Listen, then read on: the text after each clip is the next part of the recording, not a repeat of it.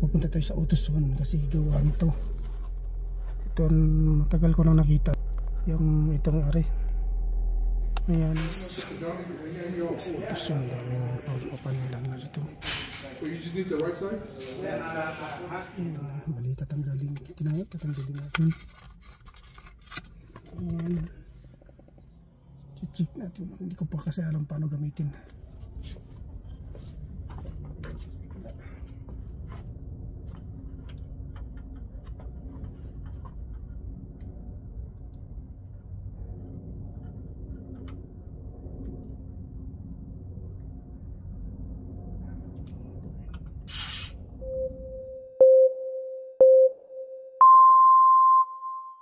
What's up guys? Right guys, tayo may pupuntahan, bibili tayo ng pupunta tayo sa AutoZone kasi gawa nito. Ito matagal ko nang nakita. Yung itong ari. Ayan, chine-check ko yan dun sa YouTube kung ano yan. Sabi nga yung tire pressure. Ngayon hindi ko naman alam kung alin dyan. Tsaka hindi pa ako naka-experience kasi ng mga ganyang mga gawain. Ay totally wala akong alam talaga pagdating sa mga ganitong mga maintenance sa sasakyan. Natuto ako mag-drive 2016 pero hanggang ngayon nag-aaral pa rin. O 2017 nagkaroon ako ng sasakyan 2018 pero hanggang ngayon nag-aaral pa rin ako kasi madalas kasi akong wala rito. Madalas akong nasa Alaska, doon ako nagtatrabaho kaya wala akong alam sa mga gawain kotse. Ngayon ang gagawin ko, bali pupunta muna tayo sa AutoZone. Bali bibili ako ng Take the next right onto Muffin Avenue, then turn right onto Morris Street. Pareha yung ano ng gulong. Pag hintutin ko, manigurado ako kung alin dyan. Di bali, pag-aralan natin. Dito na ako. Nagmamaniyaw, may sasakyan anong gawin. Kaya mas magandang pag-aralan na lang. Right. Dito na tayo, abang tayo. Malapit lang naman to kaya gumamit ako ng tawag nito GPS kasi hindi ko pa kabisado. In 1,000 feet, turn right onto South Nellis Boulevard.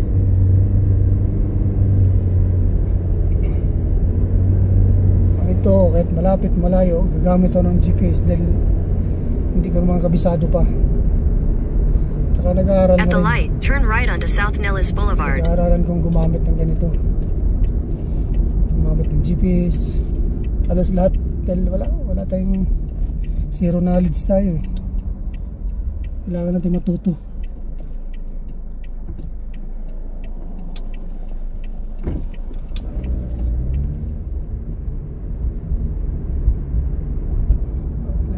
Matuto. Dito lang daw Tropicana eh. Ayan o, Tropicana. Sige dito siguro. In a quarter mile, turn right onto East Tropicana Avenue. Tropicana Avenue. Malapit lang.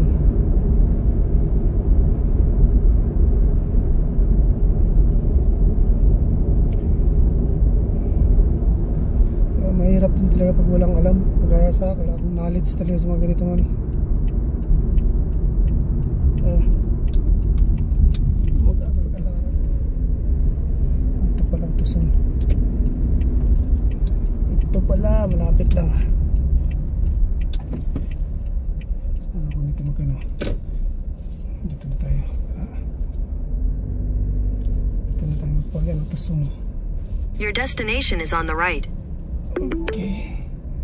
Dito tayo. Tapos mamaya di ko alam saan ako magpa-ayan pala. Alright, dito na tayo. Okay, see you later. Hindi pa mahulog. Cellphone ko ba yan? AutoZone. Alright, punta ko natin sa loob guys. Let's go. Yes, ito siya. Ang daming pagpapanilan na dito. You just need the right side?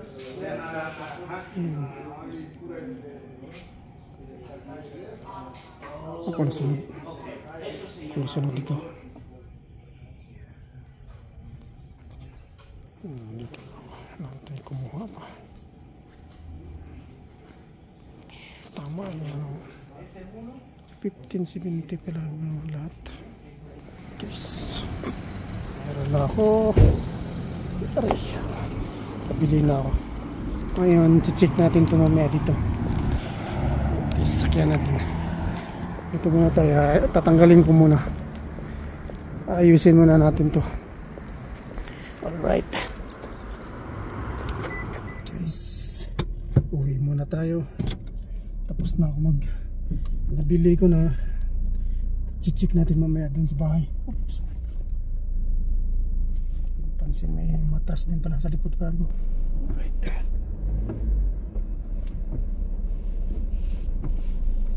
Buti na nakita ko. Alright. Ano tayo?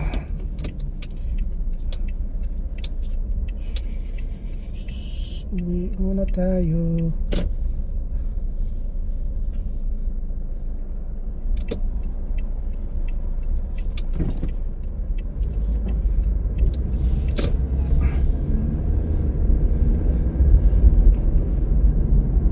Malapit lang ito dito sa bahay. Hindi na. Ito ba yun? Oh, ito pala. Nalito ako. Wala ako dun. Ito pala. Dito pala ako dadaan. Yan.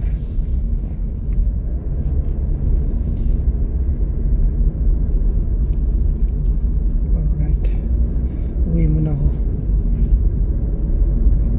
Check natin dun. Or tatabi muna ako dito sa kabila.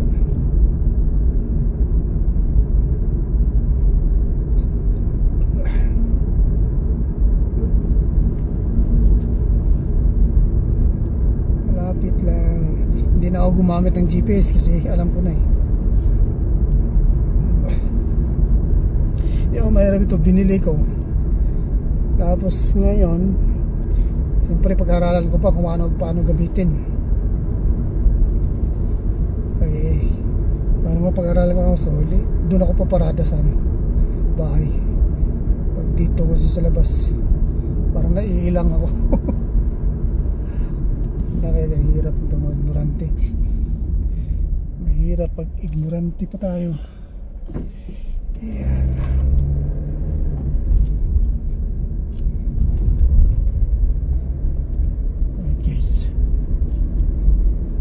Check natin ngayon, tapos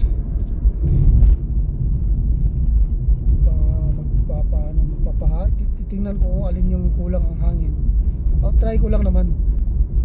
Ninigurado lang ako kung tama ba yung pag-search, tama ba yung nakita ko sa YouTube or sa Google.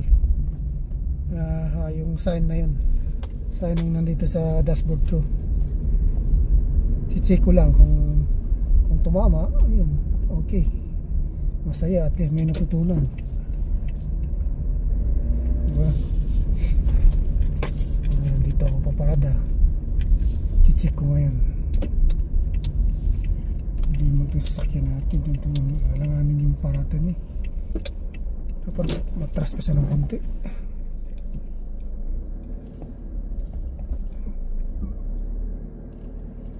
Yan, dito lang muna ako. Dito lang muna ako. Balita tanggalin. Tinayot, tatanggalin natin. Yan. Check natin. Hindi ko pa kasi alam paano gamitin. Try natin sa labas. Right. First time.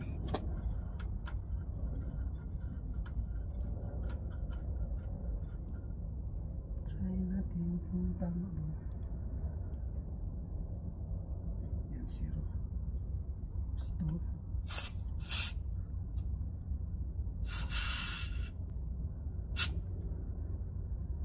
Stop. 32 tama. Yan kung ilang. So 32 pisa, tama yung ano, tama naman yung dito sa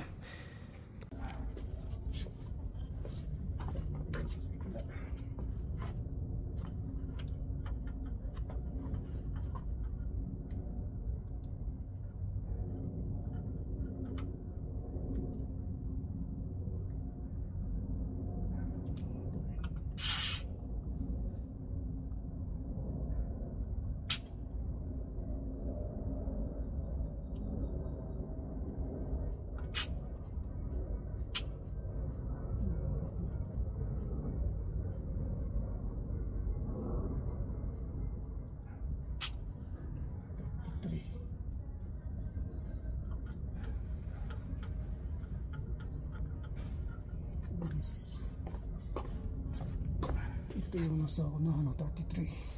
Right guys, nalilito ako, di ko maintindihan kung tama ba yung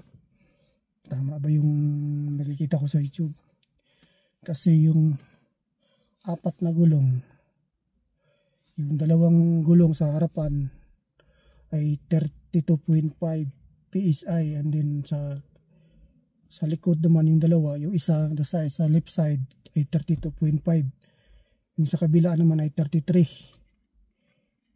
So I'm not sure kung alin ang, di ko alam kasi kung talagang sa likod ay mataas kada sa harap, kaya kailangan ko pang anuhin, i-search uli para malaman natin yung talagang kung tama. Mahirap gagawa, magpapahangin ako dun baka mamaya tama rin naman, di masasayang lang yung oras ko.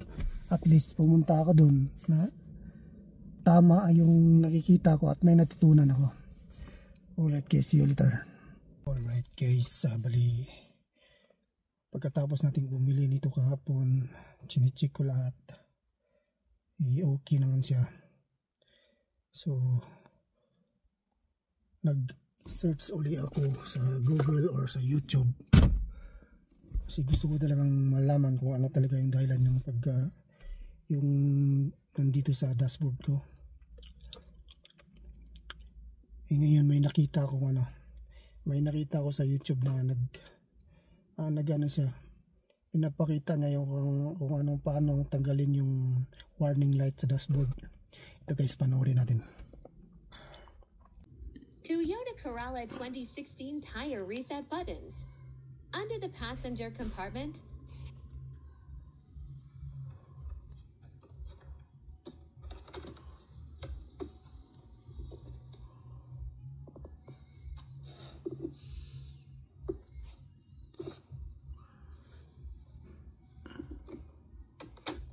sundan ko, tapos ng pag-uwi ko, ginaya ko.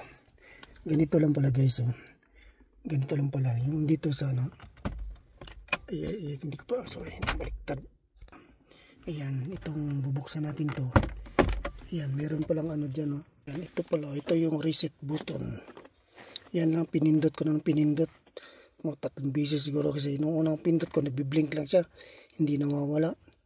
Hanggang sa pangatlo, yung ganun pa rin, hindi pa rin siya nawawala, nagbi-blink pa rin siya. So ang ginawa ko, pinabayaan ko lang, tumakbo na ako. Tapos nung tumakbo ako, bigla nagulat na lang ako, maya maya nawala. Ayan guys, i-check natin kung nandyan pa. Ayun, lumabas, ayun, nawala na siya. Ayun, ibig sabihin nawala na. So ibig sabihin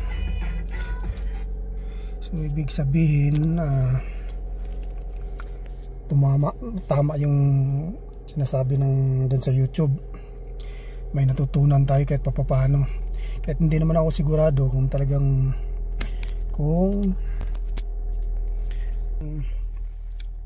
anong tamang gawin, kung paano habawang ganon, lalo na pag yung sa hangin, dahil wala talaga akong kaalam-alam wala akong knowledge sila sa ganun eh, yung kahit na paglagay ng hangin. Oh my god. Kaya sana sa sunod pag-aralan ko. Alright guys, so salamat sa panunod at sa manonood. So hanggang dito na lang ulit tayo, at sa ulitin, babu.